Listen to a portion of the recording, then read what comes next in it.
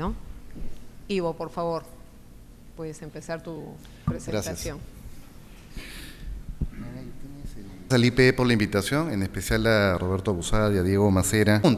Es decir, si ambas empresas, una que es A, tiene 60.000 millones de ventas y B tiene 50.000 millones de ventas, conjuntamente tienen 110.000. Si el umbral es 100.000, lo superarían de manera conjunta. Pero hay otro supuesto interesante y es que también se exige que las empresas tengan una venta individual mínima. ¿Por qué? Porque si una de ellas vende mucho, pero la otra es muy pequeñita, la compra de esa pequeñita no genera ningún impacto mayor al mercado y por lo tanto no se notifica. Esa es la regla general. Si pasa por la agencia de competencia, porque superó el umbral, hay tres opciones. No como mucha gente presume que es, bueno, entonces se deniega, no. La primera posibilidad es una aprobación sin condiciones. Esto a nivel mundial por estadística se da casi en el 95% de los casos. Es decir, de cada 100 fusiones, 95 se aprueban sin ninguna condición. Segunda opción es una aprobación con condiciones. Esto se da aproximadamente entre el 3 al 5% de los casos en el mundo se aprueban con condiciones. Y finalmente lo que se puede ver es una desaprobación. En el mundo se dan aproximadamente un rango del 1 al 3%. Estas son las tres situaciones que se pueden presentar si se supera la valla del umbral. Y si no se supera la valla, no se requiere notificar nada, evidentemente. En líneas generales, eso es un sistema de control previo de fusiones o de concentraciones empresariales. ¿Qué controles hay en el mundo? En derecho a la competencia hay dos tipos de controles. El control de estructuras, que es el control justamente de concentraciones empresariales, es un control previo, ex ante, que lo que busca es evitar que una concentración empresarial, una nueva estructura en el mercado, puede eventualmente ir en contra de la eficiencia económica o perjudicar de manera importante a los consumidores. Es decir, es un control preventivo, se quiere adelantar. Y el segundo tipo de control en el mundo es el control de conductas, es el control ex post. Es decir, es el que busca sancionar o combatir casos de colusión o abusos de posición dominante en el mercado. Es reactivo. ¿Qué ocurre actualmente en el Perú? ¿Cuál es la situación que tenemos en el Perú vinculada sobre todo con los controles de conductas y de estructuras? ¿Hay control de estructuras? No, salvo para el sector eléctrico. Ya existe una experiencia con un sector en particular. Y eso en base a una ley que existe en el año 97. Control de conductas, sí, sí existe evidentemente, desde el año 91 con la 701, pero desde el año más o menos 2008 en adelante han habido tres nuevas normas que regulan el tema de libre competencia y el control de conductas, y por eso hace un par de semanas hemos sacado un texto único ordenado que lo que hace es consolidar esas tres normas para que se puedan leer de manera adecuada. Así que esa es la situación actual en el Perú respecto a los temas de controles. ¿Y qué puede fiscalizar el Indecopi, por ejemplo? ¿Qué pasa si no hay control previo? ¿Podemos igual controlar los casos de abuso de posición de dominio de las empresas que se han concentrado? La respuesta es sí. La figura del abuso de posición dominante permite a la agencia de competencia combatir ex post aquellos casos de abuso de posición.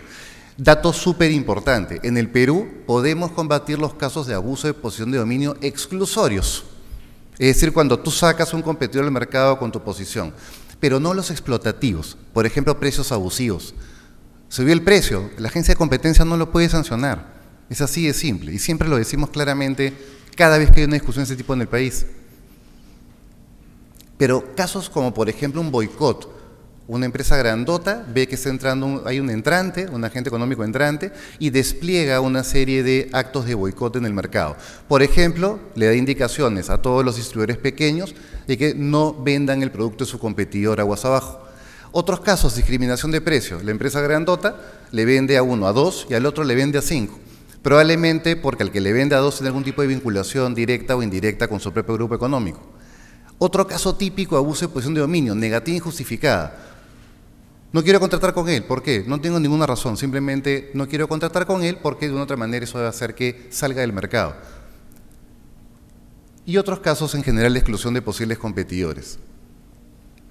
Sin embargo, lo cierto es que ya existe un tipo de alineamiento político en la práctica que se ha dado principalmente desde el año 2018. Ojo, no es el primer intento de control de fusiones en el Perú. Desde el año 2012 hubo un proyecto de ley que se presentó en el Congreso, pero que finalmente no prosperó. Sin embargo, desde el 2016, en este nuevo Congreso, se han presentado ya proyectos de control de fusiones. A la fecha hay 12 proyectos de control de fusiones, gatillados la mayoría de ellos a raíz de una gran operación de control de concentración empresarial en lo que eran las cadenas de retail de farmacias. Pero son 12 proyectos de ley. 12. Y miren qué interesante, lo que ha ocurrido es que eso se ha enviado a 2 comisiones, la Comisión de Economía, Banca, Finanzas e Inteligencia Financiera, que ya emitió un dictamen positivo, está a favor, pero hay otra comisión cuyo dictamen está pendiente de emisión, que es la Comisión de Defensa del Consumidor y Organismos Reguladores del Congreso de la República, la CODECO. Ellos tienen un predictamen. La semana pasada asistimos, precisamente estuvo presente la congresista Arauz, estuvieron presentes varios de los congresistas titulares, incluso los suplentes, y de ambas comisiones en el debate.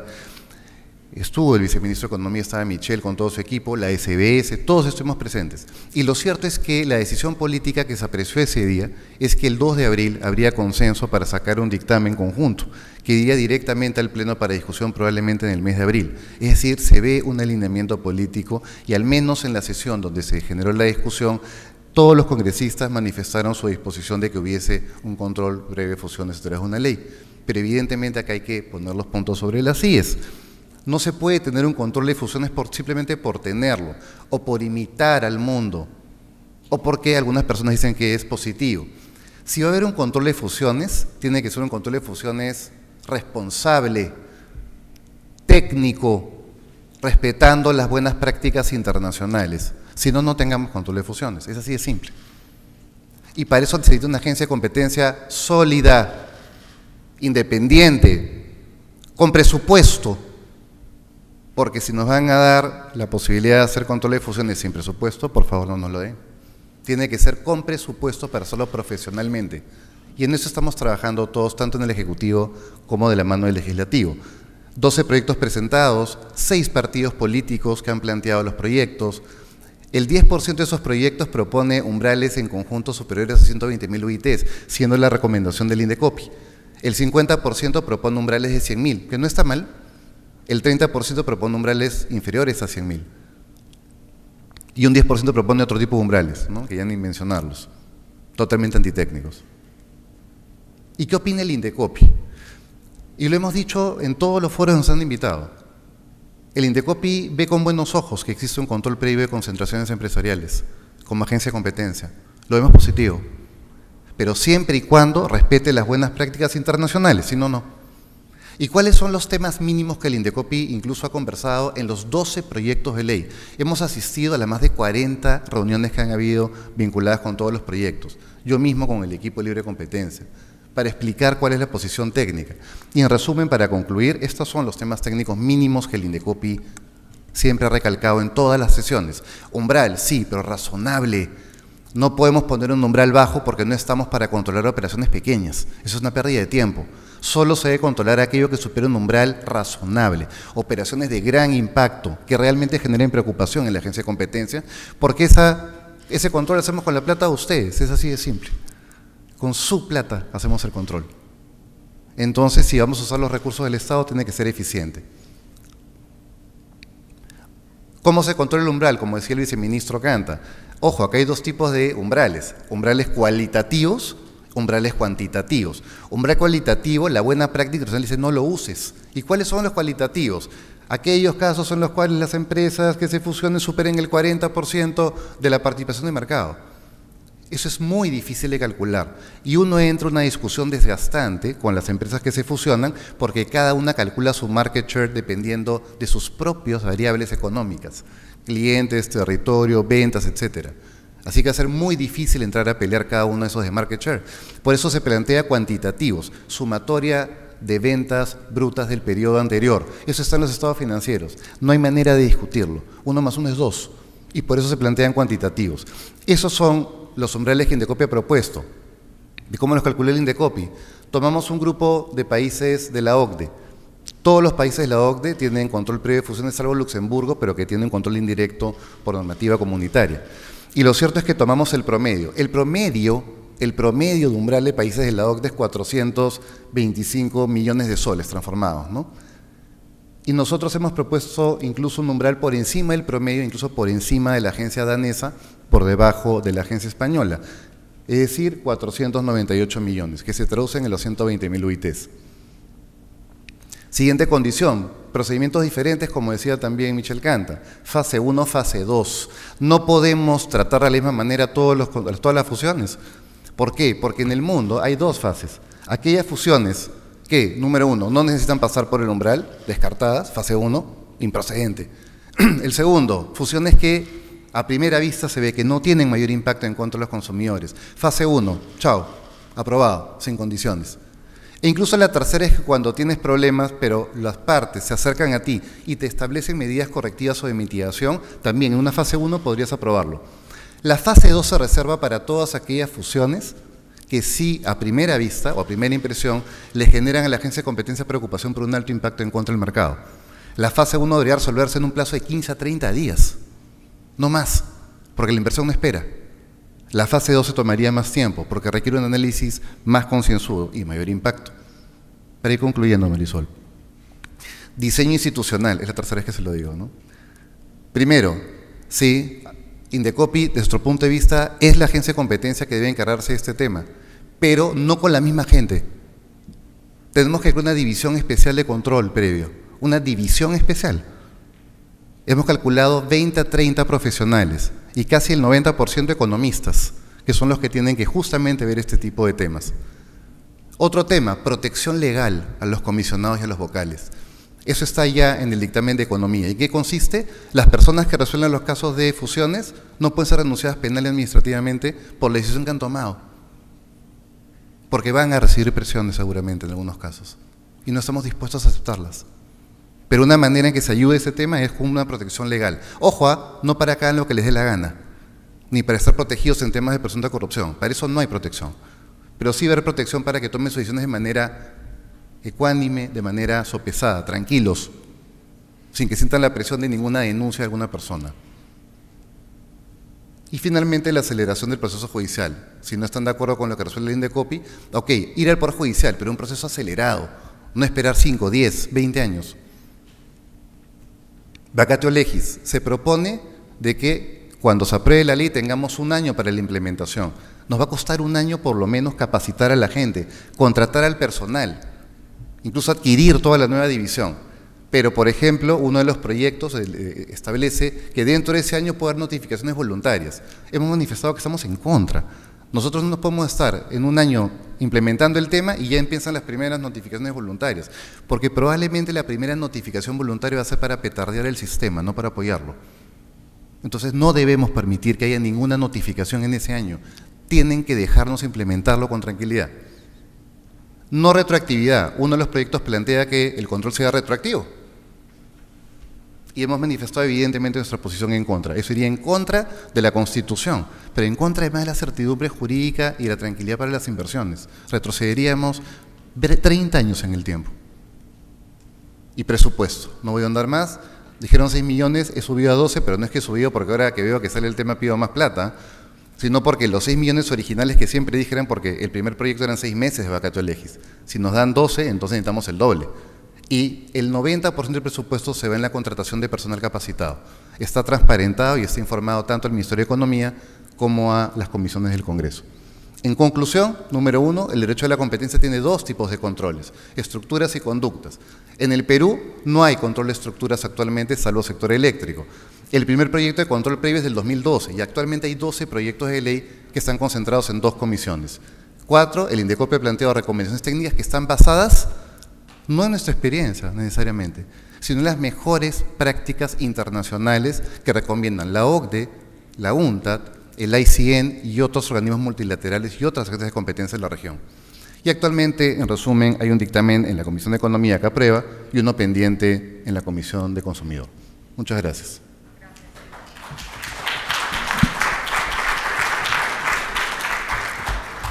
Quisiera comenzar con tus apreciaciones, Mercedes, y si en las apreciaciones se podría tocar o podrías tocar 2 puntos que me parecen que son importantísimos.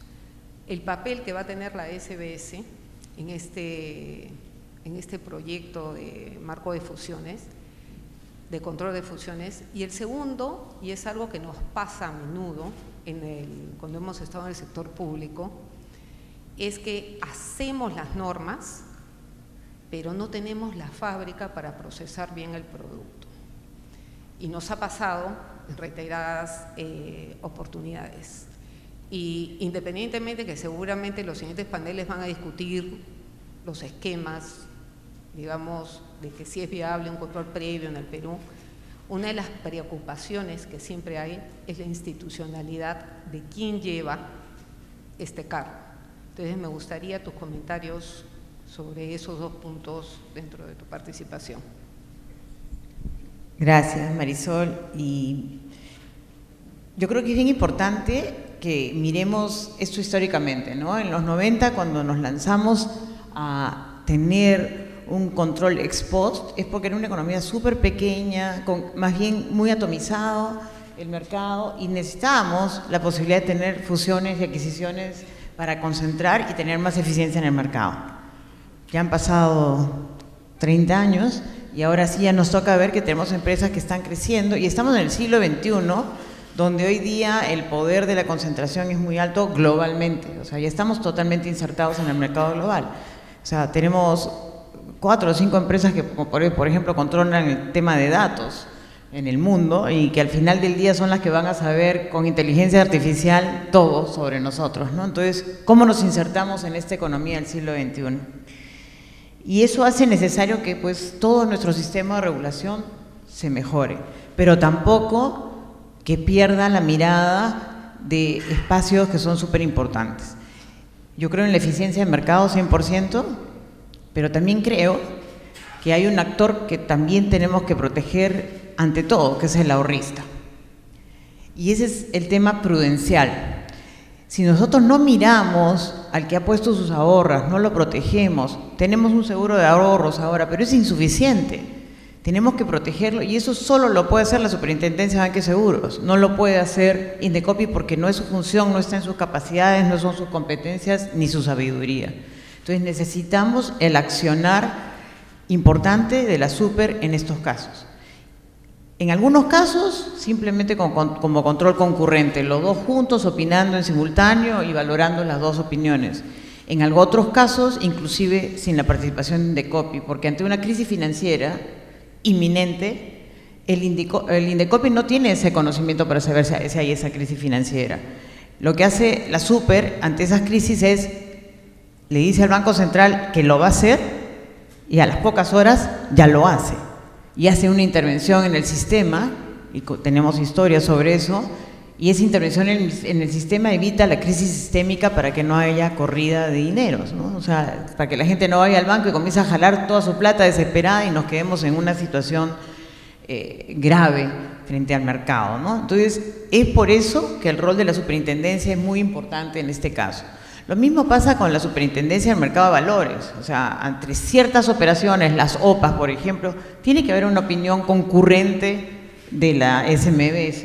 Entonces yo creo que esos son elementos que se discutieron en la última sesión de la Comisión de Defensa del Consumidor que no están en el dictamen de Economía, aunque en el dictamen de Economía sí incluimos al sistema financiero, lo querían excluir y nosotros dijimos sí hay que incluirlo, pero había que pulir estas partes que son fundamentales, ¿no? O sea, tenemos que incluir el control, digamos, el rol de la Super como crucial. Y un elemento adicional es cuál es el umbral que usa la superintendencia. Las actividades del sistema financiero son totalmente diferentes, son servicios que no son iguales que vender Coca-Cola, pues, ¿no? Entonces, tenemos que distinguir ventas de lo que es el umbral, que es el que se usa, que propone y que estamos de acuerdo con Ivo, la propuesta que propone Indecopi, pero tenemos que establecer un umbral que sea pues el que se use en los países OECD o en nuestros países amigos como los de la Alianza del Pacífico, umbrales específicos para el sistema financiero, que no son los mismos, como digo, que él usa, ya que los ingresos no están determinados por sus niveles de ventas, como se sabe, ¿no? Bueno, en cuanto al marco institucional, desde las comisiones no tenemos iniciativa de gasto. Por lo tanto, nosotros no podíamos poner nada muy importante sobre el reforzamiento del INDECOPI, aunque lo consideramos importante. Se ha intentado algo en el dictamen que tenemos nosotros, haciéndole la excepción del DU 038-2006, el famoso DU que pone topes a los salarios de todos los funcionarios públicos, ¿no? Y que lo pone pues a salarios máximos de 15.600, ¿no? Que lo que haría bien difícil generar una nueva institucionalidad. Sin embargo, esa excepción sigue siendo cuestionable porque no define cómo fortalecemos. O sea, define topes nada más o salirnos de los topes. Creo que de las conversaciones que he tenido con Michelle, la propuesta de Michelle lo que trae es justamente lo contrario, un fortalecimiento de esas capacidades, es la que propone el Ejecutivo. Claro, el presupuesto del 2019 ya no lo podemos modificar, lo único que le puede dar una excepción a INDECOPI para manejarlo, y ya en el 2020 hay que preparar el presupuesto para ajustarlo. Y yo creo que hay que introducir un tema importante, o sea, esto debe ser dentro del marco de la meritocracia, por eso tiene que estar dentro del marco de la ley Servir. Sin embargo, tiene que haber un fast track, porque la implementación no se puede hacer, solamente tenemos un año para implementación, entonces tenemos que darle eso desde ya para que ese procedimiento se acelere y sea simplificado, porque obviamente si no nos vamos a demorar como lo que ha pasado con la ONP, ¿no? Que demoró un montón de años, entonces simplemente no vamos a tener una institución ajustada al requerimiento de hacer estos cambios. Por eso creo que estos son los temas prioritarios. Sé que Michelle, de las conversaciones que hemos venido teniendo en estas últimas semanas desde que fue nombrado, esto lo ha tomado como prioridad y nosotros también, integrando la mirada de la comisión que ahora estoy presidiendo, la Comisión de Economía. Entonces creo que si podemos hacer en el dictamen de Codeco y nosotros alinearnos como economía, que ya tenemos un dictamen, al dictamen de Codeco, pero con todas estas modificaciones, las modificaciones que plantearon la semana pasada, más la propuesta del MEF, incluyendo los temas que acabo de mencionar, creo que vamos a sacar un excelente dictamen. Olvídense las propuestas de ley, estas locas que hay por todos lados, porque ya no existen, en tanto que ya hay dictámenes y un predictamen en Codeco, ¿no? O sea, esas ya no existen, son los dictámenes los que marcan lo que se va a debatir. Obviamente en el debate van a salir a decir que no quieren que el INDECOPI, que ese no intervenga, que quieren bajar los umbrales y van a buscarle tres pies al gato, pero en el resultado final yo creo que vamos a sacar una buena ley que se ajusta a una realidad del siglo XXI, y ese es el propósito, por lo menos, de todos en el Congreso, por lo menos. Gracias. Gracias, Mecha. Queríamos escuchar tus opiniones, Roque. Bueno, muchas gracias por la invitación al IPE. Yo estoy acá como miembro del directorio del IPE, más que como CONFIEP, pero igual, con mucho gusto de estar con ustedes. La verdad es que cuando uno escucha a Michelle Canta, a Ivo, a Meche, uno siente un optimismo especial, porque realmente cuando los temas se discuten técnicamente y no con los apasionamientos, no con los 12 proyectos que me imagino lo que dirá cada uno de ellos, es muy gratificante saber que se está discutiendo este tema técnicamente, porque los riesgos para la economía y por supuesto para el sector privado, que es quien representa el 80% de la inversión en nuestro país, es tener pues una legislación que impida seguir pues en esta economía de mercado que nos ha permitido ir desarrollando y que hace que hoy día el Perú sea uno de los países todavía más exitosos en términos económicos en América Latina. Yo creo, por supuesto, que el tema del umbral, el tema del fast track, muy importante, hay que simplificar la burocratización, la tramitología. Yo vengo del sector minero, somos especialistas, nos hemos vuelto especialistas en la ciencia de los trámites, que es por supuesto grave, y que venga un proyecto de fusiones que ha sido estudiado en el Ministerio de Economía, que por supuesto ha sido revisado y ya recibió los comentarios del Indecopi. Yo creo que nos debería llevar a una buena ley que permita que no hayan riesgos para el sector privado. Creo que es fundamental, como toda ley, que no sea retroactiva, porque lamentablemente el día jueves o viernes debió aprobarse algo que no se aprobó y que yo no sé qué va a pasar ahí. Esas son las cosas que generan inestabilidad en el mercado. Pretender volver retroactivo un poco para perseguir, eso no favorece el buen ambiente, y creo que ese es uno de los grandes riesgos. Yo sí creo firmemente en las entidades reguladoras. Creo que tienen que ser lo más eficiente posible, tienen que tener presupuesto, por supuesto, y tener el respaldo. Pretender que las entidades reguladoras trabajen eficientemente y no darle los recursos es un absurdo, y por lo tanto creo que tenemos que exigirles, pero al mismo tiempo darles el respaldo. Yo creo que eso es lo que va a lograr que tengamos una legislación adecuada en este tema de fusiones. Por favor, si tienen las preguntas del público, creo que me las tenían que hacer llegar. Yo me olvidé de pedirlas antes, no sé que tengan.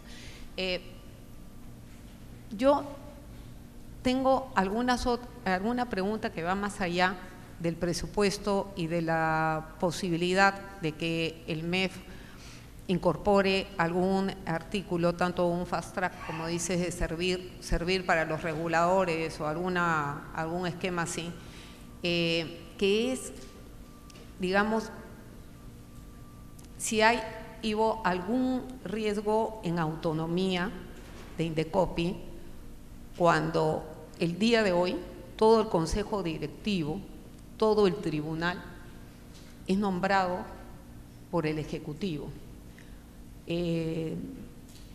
Si bien tienen algunos requisitos para entrar, pero es nombrado por el Ejecutivo, y además creo que el consejo directivo es el que elige a los miembros de la comisión.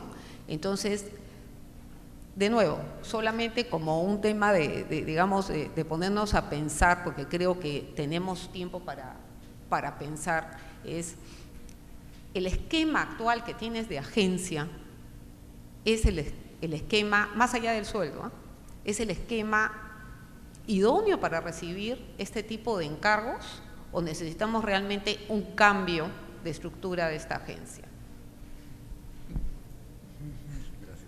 Tal pregunta. Pensé que no me la iban a hacer. ¿Cuál es la premisa? En todos los casos de regulación pública siempre existe este concepto básico del temor de la captura del regulador, ¿no? Eso es algo que está, creo que siempre en la mente de todas las personas cuando tienen una vinculación con un regulador. No hay modelo perfecto, segunda premisa, en ningún lugar. Sin embargo, sí creemos que el modelo, al menos mi convicción personal y profesional, es que el modelo Indecopi es perfectible. Ha funcionado, creo yo, bastante bien estos 25 años. Es una agencia que yo siempre he admirado desde fuera, y ahora trato de conservar esa mística y ese profesionalismo desde adentro.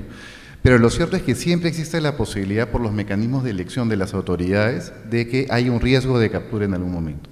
En esa línea, por ejemplo, en el último peer review que ha elaborado el OCDE en noviembre del año pasado y que Pulicherre le había pedido al IPE, mañana presentamos en las 5 de la tarde, viene la División de Competencia de la OCDE a exponer el peer review de Perú. Lo cierto es que la OCDE recomienda que se evalúe la posibilidad que los mecanismos de designación del Consejo Directivo, de los vocales y de los comisionados sea quizás por concurso. Lo que ocurre actualmente en mi caso, por ejemplo, es que yo soy elegido por confianza. Claro, soy removido por falta grave, ¿no? Pero igual es un cargo de confianza. Y eso podría generar eventualmente en otras situaciones o en otras coyunturas que se designe a dedo a personas que no utilicen de la mejor manera un mecanismo de control tan importante en la práctica como este. En resumen, lo que se podría evaluar aprovechando que hay una norma de control de fusiones en la mesa es que paralelamente se evalúe una norma de fortalecimiento de la institución y nosotros como Indecopi vamos a ser los primeros en proponer los cambios necesarios. Bueno, para eso creo que vas a necesitar una ley orgánica, ¿no? Como le dicen los abogados. Ok, a ver, dentro de este marco de control de fusiones, ¿cuál es el rol que juegan los reguladores? Y yo quisiera añadir, tanto a OCITEL, acá me han hablado sobre OCITEL, pero quisiera añadir cómo quedan las concesiones. ¿Las concesiones también se van a sumar a este control de fusiones? ¿Van a revisar en qué etapa la estructura? Gracias. El control previo de fusiones genera pues una serie de inquietudes vinculadas con los temas de especialización. Entonces, en esa línea el viceministro Canta, la congresista Arauz, el señor Benavides, lo que plantean es, ok, tengamos cuidado porque no se puede aplicar de manera transversal la experiencia de la agencia. En esa línea hemos alineado posiciones en los últimos días y nuestra posición como Indecopi es que en el caso del sistema financiero, efectivamente se requeriría una aprobación o una opinión concurrente de Indecopi y el SBS para el caso de concentraciones del sector financiero. Incluso en los casos de riesgo sistémico o de crisis sistémica, ojo, riesgo sistémico y crisis sistémica, nosotros consideramos que la opinión debería ser exclusiva del SBS, porque efectivamente no podemos esperar los tiempos de la Ley de Control de Fusiones Generales para un tema tan grave. Otro supuesto del que mencionaba la congresista Arauz, que es sobre el tema de la SMB, ¿ok? Es decir, OPAs, temas vinculados con empresas que cotizan en bolsa. En esos casos también lo que nosotros creemos es que debería haber una opinión compartida del Indecopi con la SMB, por un tema de especialización. Entonces, son los dos supuestos que a la fecha se han discutido en la práctica, incluso en la última sesión de la Comisión de Consumidor en el Congreso. Temas vinculados con concesiones u otras operaciones, es la otra pregunta, ¿no? El control de fusiones va a entrar a operar siempre y cuando las concentraciones empresariales tengan vocación de permanencia en el tiempo. Entonces, sí existe la posibilidad eventualmente de que una eventual joint venture o una concentración empresarial de esa naturaleza pueda ser revisada por la autoridad de competencia si se llega a la conclusión que tiene vocación de permanencia en el tiempo y que va a actuar como una sola operación durante un tiempo determinado. ¿Dónde se define esa situación? En los reglamentos o lineamientos. La ley no está definiendo el tiempo ni la definición de permanencia tal cual, lo está haciendo de manera un poco general. Un gran trabajo que vamos a tener como agencia de competencia va a ser precisamente emitir un reglamento y emitir lineamientos que expliquen qué es un mercado relevante, qué es vocación de permanencia, etcétera. Si me permites una cosa, o sea, la regulación en APPs es una regulación particular y que tiene regímenes especificados por los sectores, ¿no? O sea, cómo va a ser el régimen. O sea, si yo hago una APP tengo que saber cuál va a ser el régimen tarifario, cuál es la naturaleza característica de cada mercado. Tengo diferentes elementos, el régimen de acceso, todo está especificado vía los contratos. Entonces no podríamos estar haciendo que esto sea un tema donde no sigamos estas reglas. Entonces el reglamento, como bien ha dicho, tiene que hacer referencia a estos marcos legales sobre el comportamiento de las APPs. No lo queremos llenar en la ley porque si no perdemos la generalidad de la ley, pero el reglamento sí tiene que especificar que hay leyes que cubren ese espacio cada vez que hacemos una APP, para no duplicar. Ivo, si el 95% se aprueba sin condiciones, ¿para qué se aprueba o se necesita una norma? La excepción no debe sacrificar la regla, la apertura comercial.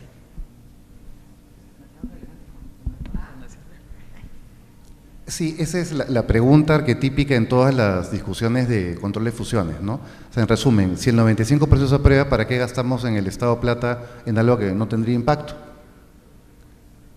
Pero está pensado principalmente en el 5%, pues, que sí tendría impacto. Entonces, ojo, hay que tener conciencia de que las operaciones de concentración empresarial tienen tres escenarios. Los escenarios de aprobación son aprobación sin condición y con condición. No solamente es un 95% libre, hay sin condición y con condición. Y el 1 al 3% es desaprobación. La norma está pensada en principio para los escenarios complejos como el de desaprobación y el de aprobación con condiciones. Pero también hay que tener en consideración que aquellos casos que se aprueban sin condiciones, de una u otra manera, son legitimados en la práctica de cara a la ciudadanía. Temores quizás infundados de una concentración que podría generar impacto contra la gente y ser empleados incluso políticamente, pueden ser de una otra manera despejados por una agencia de competencia que actúe de manera rápida y técnica, diciendo que eso no generaría impacto. Es decir, incluso en aquellos casos de aprobación sin condiciones, es una herramienta útil para que se confíe en el modelo económico que tenemos en este momento, por ejemplo. A ver, una pregunta para la vicepresidenta.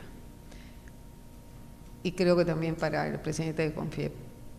Dice, necesitamos predictibilidad para las inversiones, porque el Congreso no le está dando prioridad a esclarecer normas no retroactivas como esta o la norma 16.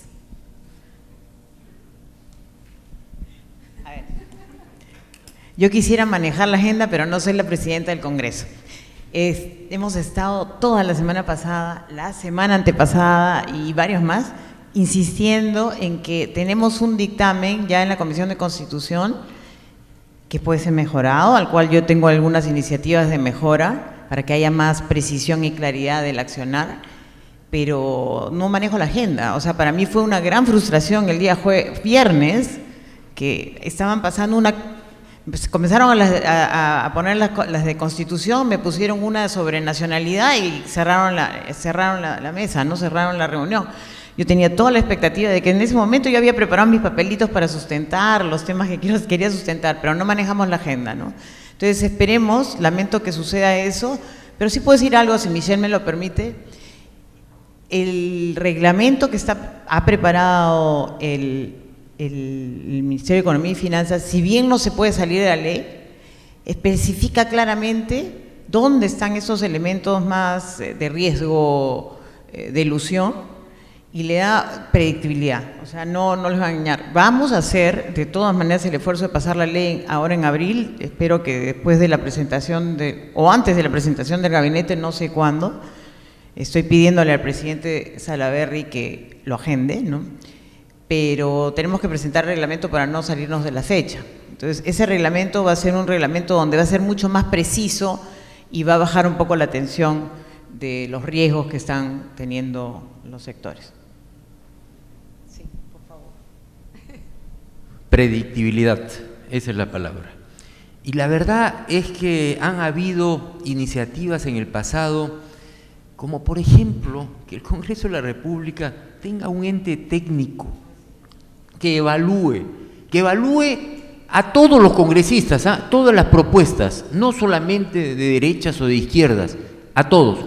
Y no sé por qué se me ocurría ahorita que formaran una suerte de comité donde hubiera un representante del Banco Central de Reserva, un representante del Ministerio de Economía, un representante de algún think tank privado, como el IPE, por ejemplo, que pudiera evaluar las propuestas, costo-beneficio, y eso, por supuesto, le daría una continuidad, no continuismo, continuidad a las políticas, porque realmente cada 5 años, bueno, hay un Congreso, y eso es la democracia, y hay que respetarla, pero no son pues súper especialistas cada uno de los congresistas, y muchas veces lo hacen pues para la tribuna, y entonces yo creo que hay que volver esto cada vez más técnico y hacerlo más predecible. Ok, yo no sé, Iván, tú creo que tienes una… Sí, pero bueno, ¿o no? Sí, por favor, claro. O sea, para que conozcan el procedimiento, estoy de acuerdo. Nosotros como bancada propusimos ese ente y, discúlpenme, pero nos dieron de periodicazos diciendo que iba a ser más gasto en organizar una entidad que haga esa revisión. Porque si no, no tenemos un cuerpo técnico que nos dé ese soporte. pero nos dieron duro por hacer esa propuesta. Segundo, sí hay un proceso de control antes de pasar un dictamen. O sea, nosotros no, yo por ejemplo desde la Comisión de Economía no paso dictámenes si no hay opinión técnica del Ministerio de Economía y Finanzas, de la Superintendencia de Banca y Seguros, del INDECOPI cuando corresponda. O sea, sí pasamos, y de los sectores. Algunas veces ya pasan porque, digamos, por lo menos como comisión, el presidente de la comisión tiene la obligación de hacer eso y traer como referente, mandar al archivo lo que tiene todas las opiniones negativas. Cuando entra el debate, lamentablemente ya comienzan los populismos, ¿no? Entonces ahí es donde tenemos que controlar, y hay varios congresistas que gracias a Dios en la Comisión de Economía son menos populistas que en otros lugares. Pero sin embargo nos hemos encontrado sí con iniciativas de gasto cuando constitucionalmente no la tenemos y esas locuras. Por eso sí creo que debemos crear una institución como esa, pero necesitamos voces, no que salga la prensa en conjunto, porque así fue cuando hicimos la propuesta como bancada, a decir que eso era puro gasto. Y efectivamente, porque además controlar el pleno es complicadísimo, ¿no? Ivo, me pregunta, ¿qué fusiones puede usted señalar que hayan tenido un impacto negativo para el consumidor en el Perú y por qué?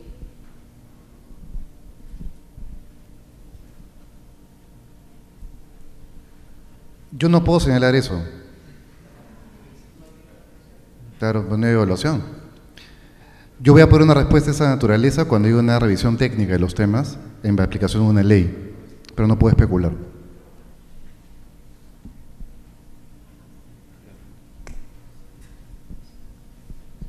Mercedes, me preguntan, ¿y los riesgos en el Poder Judicial no se reduciría potenciando un juzgado económico ilegalmente en la Corte Superior y la Corte Suprema? Yo me imagino que deben ser los riesgos de apelar la decisión del tribunal, ¿no? Sí, está previsto. Sí, lo que se ha previsto es lo siguiente, o sea, el INDECOPI, de acuerdo con los proyectos que hay, en primera instancia sería la Comisión de Defensa y Libre Competencia, en segunda la Sala de Defensa de la Competencia del Tribunal, y contra lo que decía el INDECOPI se puede evidentemente acudir a la vía judicial, vía una acción contenciosa administrativa. Pero ambos proyectos lo que plantean, o ambos dictámenes que se están discutiendo lo que plantean, es que haya una vía que se inicie no en el juzgado de primera instancia, sino que se inicie en la quinta sala de la Corte Superior, que es la sala que está especializada en temas económicos y INDECOPI y SUNAT. Y contra lo que resuelva ella, se va a una de las salas de la Corte Suprema, en segunda, y contra lo que ella decida, en casación, se iría a otra de las salas de la Corte Suprema. Ese es el mecanismo que se prevé. Es decir, el único cambio que hay de por medio es que no va al juzgado en primera instancia, sino empieza en la Corte Superior. Si me permites. Bueno, yo no soy abogada, pero seguramente eso va a implicar un cambio, me imagino, en la ley del Poder Judicial, porque ellos son los que determinan cómo pasa el expediente por el tubo. Creo que es un tema que hay que ver, ¿no? Porque, sí. Una pregunta más, en esto efectivamente las dificultades que se tiene para normar un tema tan técnico, aparte de lo que han hablado tanto tú, Meche, como Roque, de crear, digamos, una instancia que sea la que analice, no solamente costo-beneficio, sino si hay una necesidad clara de una ley como tal. ¿Cuál ha podido ser si existe la posibilidad de que esta norma sea por un tema de delegación de facultades, por decreto legislativo, y no como un proyecto de ley? ¿No sería, así como se hacen además las tributarias, no sería un poco más integral, más armónico, o ustedes piensan, ya digamos que están en este estado que en abril es probable que se apruebe, ustedes piensan de que hay muchas posibilidades de tener un buen proyecto de ley en el Congreso? Gracias. En realidad hay varios caminos para conseguir una norma. El primero, evidentemente, es una iniciativa del propio Congreso, que es lo que está ocurriendo en este momento. El segundo es que el Congreso delegue facultades al Ejecutivo para que saquemos el decreto legislativo. Y el tercero es lo que anunció el viceministro Acanta, ¿no? Que es que el Ejecutivo tenga su propia iniciativa de proyecto de ley y lo someta al Congreso. Al margen de cuál sea el gatillo de la norma, lo cierto es que una buena ley se va a poder conseguir en la medida en que, número uno, se convoque a todos los stakeholders que están involucrados. Estoy hablando tanto de los políticos, de los empresarios, de los gremios empresariales, la academia, los organismos internacionales, y en segundo lugar se escuche la voz técnica de las agencias que lo van a implementar. Entonces, en realidad, no es tanto quién lo impulsa, sino qué se escucha y finalmente qué es lo que se redacta. Lo que estamos viendo hasta la fecha es que en el Congreso y en el Ejecutivo el tema se ha debatido de manera técnica y sí se han escuchado las voces de la Agencia de Competencia, al menos es la experiencia que yo he visto personalmente. Entonces, nuestra visión es que debería ser una buena ley. Veamos qué pasa en el Pleno, ¿no? Hay un conjunto, una multiplicidad de voces que van a impactar seguramente la norma, pero que ojalá se respete la visión técnica de los dictámenes o del proyecto del Ejecutivo. Brevísimo. Ya sería muy tarde hacer facultades delegadas y veo muy difícil que haya facultades delegadas. Segundo, esto empezó en el 2016. La Comisión de Economía, que en ese momento yo presidía, armó un subgrupo de trabajo que lideró Jorge del Castillo. Ha tenido casi año y medio de debates donde han participado actores de todos lados, ha venido la gente de la OECD, ha venido todos. Entonces, el escucha ha sido bien grande. Lo que yo diría es que, al contrario, va a entrar un proyecto bastante más sólido al Pleno porque va a haber consensos, tanto por el lado de la Comisión de Economía, que se está poniendo de acuerdo con la Comisión de Codeco, donde es multipartidario. Por supuesto que vamos a escuchar algunas voces disidentes, pero la mayoría va a apoyar un proyecto de ley, si la sumamos la propuesta del Ejecutivo, un proyecto de ley mucho mejor pensado y trabajado, que es así como debería trabajar el Congreso. El Congreso últimamente está perdiendo el tiempo en debates larguísimos, improductivos. Este debate ha sido uno de los debates más ricos que ha tenido el Congreso hasta la fecha, y yo creo que lo que vamos a tener es una buena ley. Vamos a seguir optimistas. Solamente hay una pregunta más. Ivo, ¿cómo es que se sostiene constitucionalmente una ley que prohíbe adquirir una posición de dominio cuando la propia Constitución establece que esto está permitido? Es una pregunta capciosa. A ver, es también muy típica en las discusiones de fusiones.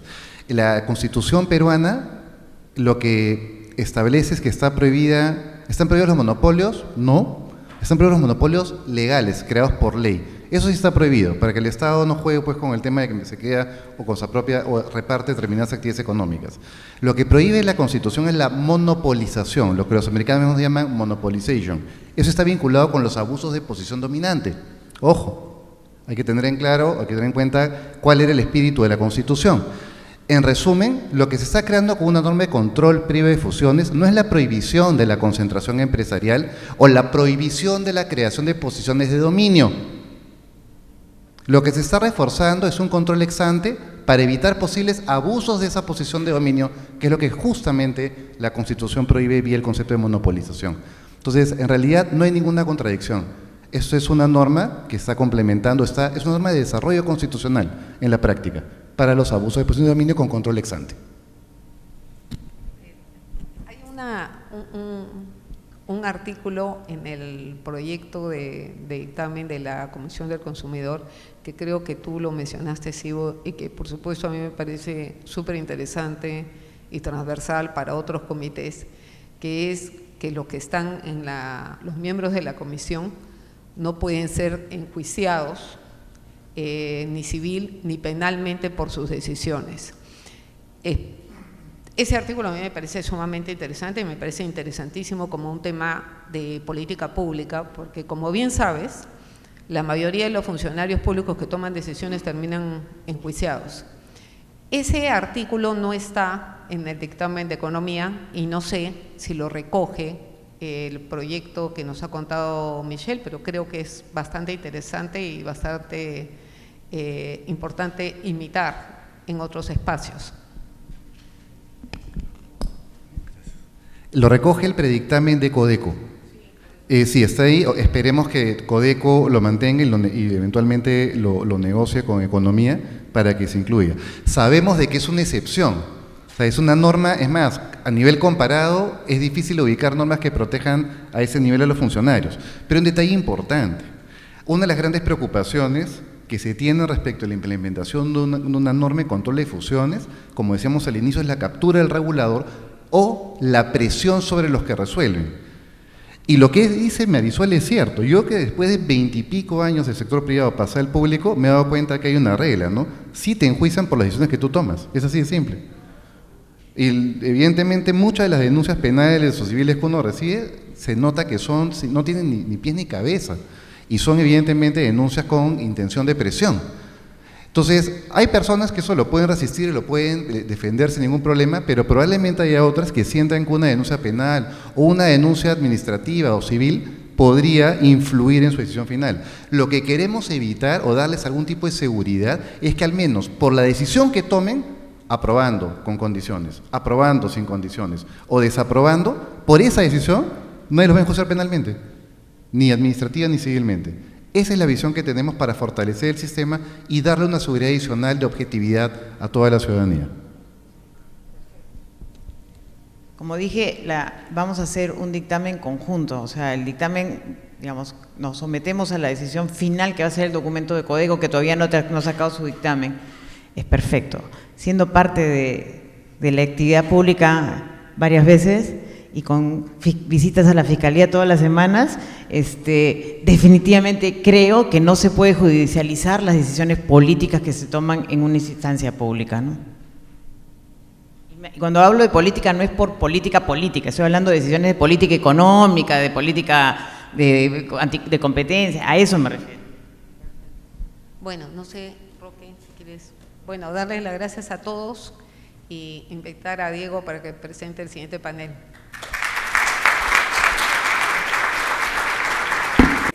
Y a la vicepresidenta por su presencia. Queremos ahora empezar el segundo panel. Lo voy a estar moderando yo. Invitamos por favor al señor Elmer Cuba, socio de Macroconsult. Y bueno, creo que viene ahora con ese gorro, creo que no viene con el gorro del BCR. A Enzo de Filippi, profesor de la Universidad del Pacífico, y a José Antonio Payet, socio de Payet, Rey, Calvi, Pérez Asociados. Un aplauso para ellos, por favor.